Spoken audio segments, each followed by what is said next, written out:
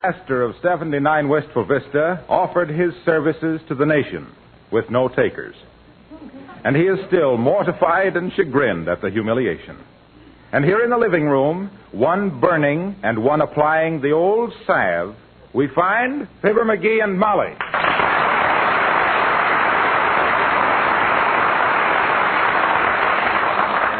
For goodness sakes, don't take it so to heart, dearie. Oh, it wasn't the Army turning me down so much, Molly. It was everybody scoffing at me. Nobody even believed my intentions was sincerely. Well, you've got such a reputation for embroidering the truth that whenever you start talking, they give you the needle. Well, I like that. There ain't a more honest, upright, straightforward, down-at-the-mouth guy in the world than me. You know that. Yes, I know it, but I seem to be unique. But why? Why? What did I ever do to make people doubt me? Well, you're always so imaginative, dearie. Your memory is too good. You remember things that never happened. Why, Molly, I resent that. Just because I skid around a little and josh people, that don't mean that... I wonder if they'd believe me if I said come in. Well, try it. Come in. They did. Hi, mister. Oh, hello there, little girl. Where's your uniform? Huh? What uniform? Well, I thought you enlisted in the Army. Oh, no, they says I was too important a guy to waste at this particular time, sis. They're saving me for a real emergency. Oh, my. So I guess I ain't got any beef coming. Any what? Beef. I'm hungry. That ratted, sis, you're always hungry. I know it. Well, you've got to learn to control your appetite, sis. It gives you character. Do you realize that when I was a young man out west, I lived on roots and berries for a whole winter? It's a fact. And when springtime come, I'd even gained 12 pounds and was tougher than rawhide. Well, even now, I'm a great kid in a street fight and the right guy to have around in a jam. In a what? In a jam. I know, you're hungry. Okay, Mrs. McGee will give you a couple of cookies. I don't want a couple of cookies, I bet you. Why not? Because I bet you they wouldn't be very good with salt on them. Who says you got to have salt on them? My mama. What? She says to take everything you handed out with a grain of salt. Oh, she did, eh? Sure. She says you can pull more wild yarns than a puppy with a sweater. Is that so? Fibber is a fibber, fibber is a fibber, fibber is a fibber.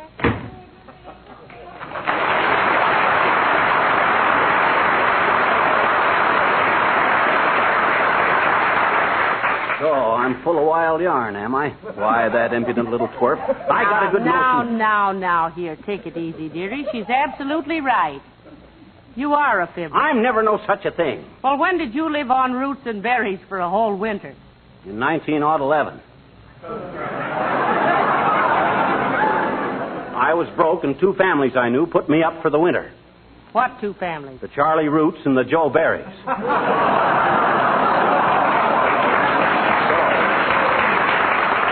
See, I was telling the truth. And that settles it, Molly. I'm going to do something about it and do it quick. About what? That name of mine, Fibber. Well, how on earth did your parents ever come to call you Fibber in the first place? They didn't. I was named after my fourth cousin, Walpole J. Fimmer. Fimmer? Yeah, but the minister that christened me had a cold in his head. Well, I agree with you, dearie, that Fibber isn't very dignified. Of course it ain't, and I'm going to change it, too, legally. Change it to what? Well, I might as well have one with some class to it. Something befitting the president of the Chamber of Commerce. Oh, my. Like Chauncey. Or Cyril. Or Archibald. Say, how about Pierpont? Pierpont? My grandfather's name was Pierpont Driscoll. Yeah? He was in the clothing business. Well, what's that got to do with it? Well, his advertisements always said, get a Driscoll suit with 2 piers of pond.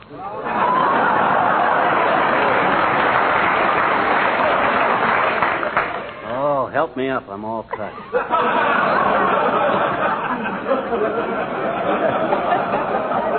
That was awful, Molly. Besides that, that's too tricky. How about Willoughby McGee? Or maybe Marmaduke? Or Parmalee? Hey, there's a good one.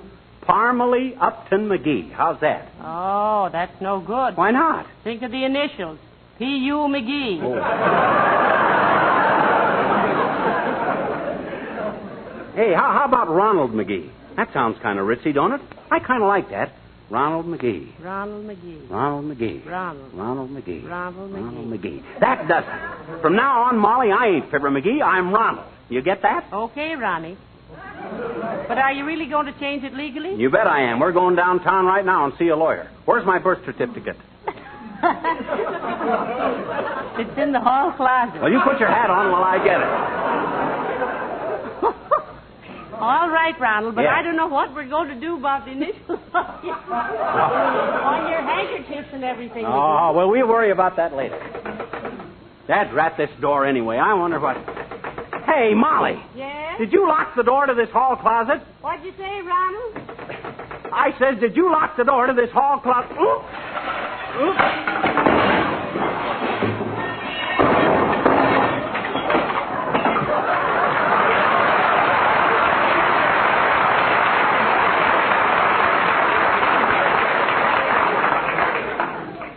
What did you ask me, dearie? Never mind.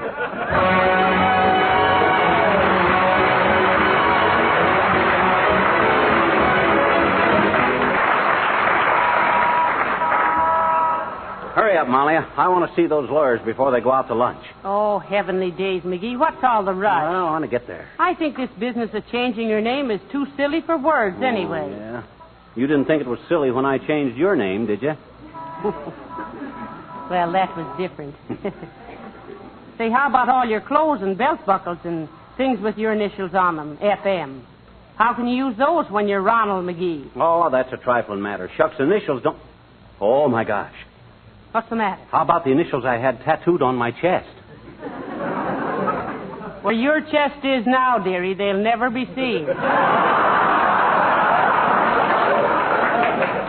Now, look, McGee, why don't you give up this silly idea and go home? You don't want to change your name to Ronald. Not really. I do, too. Who wants to be called Fibber? Shucks, every time I meet somebody and say, nice day, ain't it? They smile, hold out their hands, and look up at the clouds. They won't even take my word for good morning. Well, my goodness, you can't expect... Uh-oh. Here comes Mrs. Uppington. Oh, that's just dandy. All I need right now is a few haughty whinnies from that horse-faced old hootenanny. Hush, don't talk like that. Mrs. Uppington is not horse-faced. Her eyes are too small. Oh, how do you do, Mrs. Uppington? So nice to see you. Oh, how do you do, my dear? I believe you know my husband, Ronald McGee. Oh, yes, who? Me, Uppy, Ronald McGee. Well, Ronald. That's his new name, Abigail. He's changing it. I'm on my way right now to have it done legal, Uppy. From now on, I'm Ronald McGee. You like it? Oh, it's perfect, Mr. McGee. But tell me, what is the purpose in changing your name? Well, he thinks because his name is Fibber, everybody expects him to fib. Oh, that's utterly ridiculous, my dear. Sure. My husband's name was Robert, but he never robbed anyone. Why? Of course not. A mere name means nothing. Oh, I don't know. You know my cousin Gus. Yes. Ain't he disgusting? Oh, is he really serious about this, Mrs. McGee? Yes, I think he is, Abigail, and there's no use trying to talk him out of it. When his mind is made up, he's as stubborn as a male. Don't you mean mule? The terms are synonymous. Okay, don't mind me. But it's my name, and I got a right to do with it what I want to do with it. And I'm determined to be Ronald. Come to think of it, Mr. McGee, I agree with you. Huh? You? Yes, I think Ronald is extremely fitting for you. It's appropriate, distinctive, and descriptive. Why, Abigail. As a matter of fact, I often tell people that the way Mr. McGee talks and acts, he is continually reminding me of that movie actor Ronald... Oh, you mean Ronald? Yes, Ronald Duck.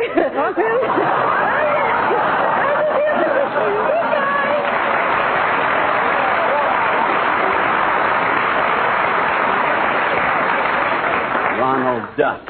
You see what I mean, Molly? Nobody takes me serial. It'll be different when I'm established with a more dignified moniker. Well, I don't know why. A can of corn with a pretty label is still a can of corn. Oh, so now I'm a can of corn. Well, let me tell you, Mrs. Ronald McGee. Well, hello there, folks. What are you looking so grim about, Fibber? Well? He won't answer to Fibber anymore, Mr. Wilcox. His name is Ronald now. What? Ronald? Since when? Since I said so, that's since when. Say, what is this anyway? Are you serious? I'm afraid he is. He doesn't seem to realize that a rose by any other name would still wind up in a Spanish dancer's teeth. Oh, so now I'm a Spanish dancer's too. Well, kid me all you want. Have your fun. I can take it. I've been taking it all my life. And why? Because my name was Fibber, that's why. And that's why you should keep it. You can't discount the value of an old, established name. I'll cooperate. What you mean, Wilcox? Well, I mean, suppose the Johnson Company changed the name of Glowcoat. Now, wouldn't that be ridiculous? Why, Johnson's self-polishing Glowcoat is known to millions as the finest no-rubbing, no-buffing polish for linoleum ever made, isn't it? Why, the very word Glowcoat means easy to use, labor-saving, and economy. He's got a point there, McGee. Well, tell him to go sit on it. Okay. I know when I'm not wanted. So long, Molly. It's still Molly, isn't it? Oh, yes. Good. Well, good day, Ronald, old chap. Pip, pip, chitty-o, chin up and all that. Carry on. Ha, ha, ha. Ronald. Ha, ha, ha.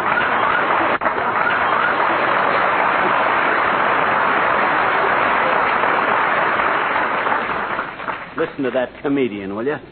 Why don't he just come in, sell his glow coat, and get out? Who does he think he is, Barrymore? Why not? You think you're Coleman. Can't bet it, I do not. I'm just a guy that nobody ever takes serious. Every time the word goes around that McGee has an idea, everybody starts cheering from the Bronx. Come on, I got to see that lawyer. What lawyers are you going to see, dearie? Biggest firm in town. Beetlebaum, Firestone, Fogarty, and Fumble. Otherwise known as Fee-Fi-Fo-Fum. Here's their office right here. Yes? Hi, sis. I want to see one of the partners about an important case. Who's in? Well, Mr. Beetlebaum is in court. Mr. Firestone is out of town. Mr. Fogarty is on vacation. And Mr. Fumble is tied up at the moment. Tied up? Yes. The other partners always tie him up when they go out. Otherwise, he chases ambulances. How long does it usually take him to squirm loose? He did it in 39 minutes the last time. He's getting to be a regular whodunit. You mean Houdini, dearie. But maybe we better go someplace else now. Hey, Clara, I done it in 27 minutes. Had a little trouble with a knot under my chin, but... Oh, hello, kids. Well, hello there, old-timer. Don't tell us you're Mr. Fumble, the lawyer. Sure am, daughter. Specializing in trespass, easements, public domain, and nolo contendory. What was that last? Nolo contendory, Johnny. That means if you got a clear case of malfeasance with no malice aforethought, the circumstantial evidence shows indications of flotsam or jetsam with implied breach of garnishee, you should have got his license number.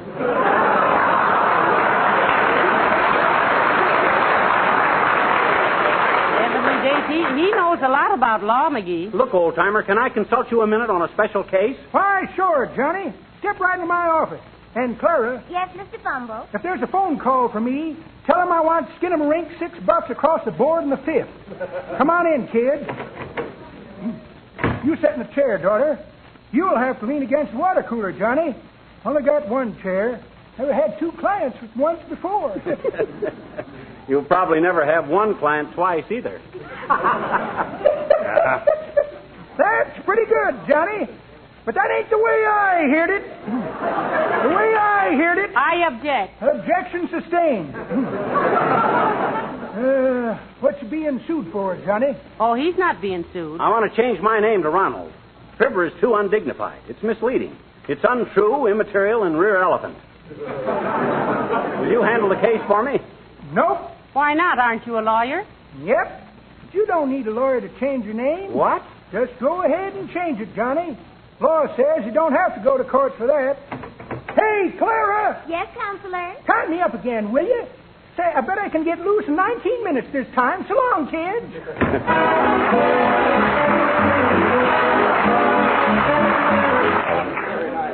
Well, I don't know why we had to rush down here to the courthouse, McGee. Well... The old-timer said you didn't need any court's permission to change your name. Oh, what does that old fuddy-duddy know about law? He studied it. Well, I studied algebra, too, and I couldn't give you the square root of a geranium. And irregardless of what he says, I'm going to do this right. I'm going to get the court's approval and have it in the record. Well, how long do we have to wait for this judicial nip-up? Not long. I sent my petition in by the bailiff. He's going to call me when Well, hello there, Mrs. McGee. Oh, hello, Mr. Gildersleeve. Yeah, hello, Fibber. Hello, Fibber! You know, Molly, I sometimes think they ought to have separate courts for the better class of people. The way the public is permitted to holler and yell in our public buildings is a disgrace to the people. Now, look here, McGee. You heard me speak to you. Did you mean me, my good fellow? Yes, I mean you, and I'm not a good fellow. Anyway, I'm not your good fellow. Why don't you answer somebody when they speak to you? Would you answer if he called you Jasper? Well, Jasper's not my name. Well, Fibber ain't my name either, Jasper. He's changing his name to Ronald, Mr. Gildersleeve. What? He is? Yeah. Ronald. What's the idea, McGee? Because Fibber ain't dignified, that's what's the idea. It ain't commensurate with my professional and social standing. Your social standing, eh? You, the Jeter Lester of Wistful Vista. Who's Jeter Lester? Have you seen Tobacco Road? Don't change the subject. Who's Jeter Lester? Why, you illiterate little four-flusher. You wouldn't know if I told you. I wouldn't stand for that, McGee. You're not so little. Now, you look here, Gildersleeve. If I didn't have important business in that courtroom any minute now, I'd teach you a lesson. Oh, you would? Yes, I would. You couldn't teach multiplication on a rabbit farm, you ignoramus. And don't you double up your puny little fists at me either. Now, listen, he'll double up his puny little fist at whomsoever he wants to. I'll say I will. That bullfrog baritone of yours don't scare me, Gildersleeve. You're a hard man, Ronald. Now, look here, boys. If you want to fight, Excuse me. Mr. McGee's case is being called. Thanks, Ben.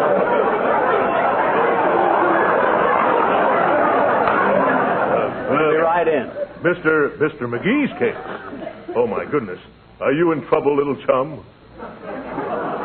Why didn't you let me know? Who did you kill, McGee? And I'll bet he deserved it. No, it's just about changing his name legally, Mr. Gildersleeve. Oh, I see. Ronald. Well, good luck, Ronald. Thanks, Gildy. Come on, Molly. Is Mr. McGee in the courtroom? Mr. McGee? Here I come, Judge. I'm McGee. Court has a petition in your name for legal change of nomenclature. Are you the petitioner? Yes, he is, Your Honor. And who are you? Molly McGee. Molly Driscoll, as was, and married to the defendant for nearly 20 I ain't a defendant, Molly. I haven't done anything. Now, what was the purpose behind your desire to change your name, McGee? Business reasons, Bud. Bud? McGee, when you speak to Bud, say Your Honor. Excuse me, Judge. Yes, I want to adopt the name of Ronald McGee for business and professional reasons. What is your business? Oh, a little of everything, Your Honor. I think my favorite occupation, my avocado, you might say. Avocation? Yes, I think what I do best is fish. That's so. Mm-hmm. I'm quite an angler myself. Really? What's your angle? He means he fishes too, Molly. You ever been up in the Succotash River country, Your Honor? Oh, where's that? Well, southwest of the Puyallup Mountains and east of the San Verde foothills. Not many fellows know about that place. Be glad to take you up there sometime. Oh, thank you very much. You really get 'em up there, do you? Say, by the way, what's your first name, Judge? Conrad. Tell Connie about the time he caught the 45-pound. Oh, yeah. Well, sir, that was in the spring of 1911, Connie. I just come back to camp with a big buck antelope for dinner. Out of season to shoot antelope, wasn't it? Well, I didn't shoot it. I strangled it. Self-defense, you know. It attacked me first. Yeah, with a knife this long. No, Nolly. Not with a knife. That's ridiculous. Well, go on, McGee, about this big fish. What big fish? Oh, yes. Well, sir, everybody knew there was a big fish in that part of the Succotash River, but nobody had ever seen it till I come along and caught it. Well, what bait did you use? 2 aspirin tablets. Aspirin tablets? My word, never heard of such a thing. Oh, you didn't? Oh, they say they're fine for a headache, too. Well, sir, I dropped my line over the back of the motorboat. Motorboat? How on earth did you ever get a motorboat up in those mountains? He packed it in by dog sled, didn't you, dearie? I didn't know there were any sled dogs in this part of the country. Oh, I raised these myself. Kind of a sideline with me. Personally, I always thought raising those dogs took too much time away from your counterfeiting, dearie. What's this? What's this? Counterfeiting? Yeah, I used to build counters and fit them into new stores, Judge.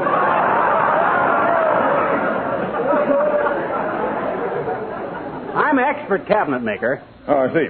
Quite an all-round fellow, aren't you? No, indeed he is, Your Honor. He's around all the time.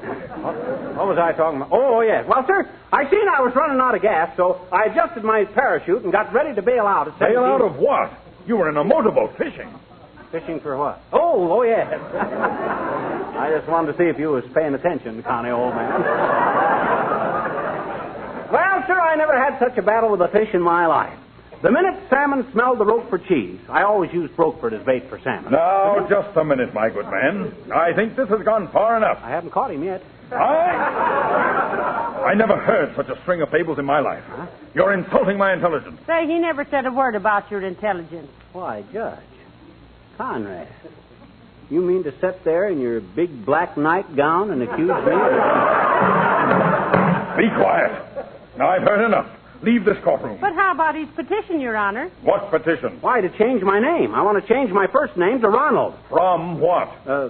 Fibber. Petition denied. Now get out!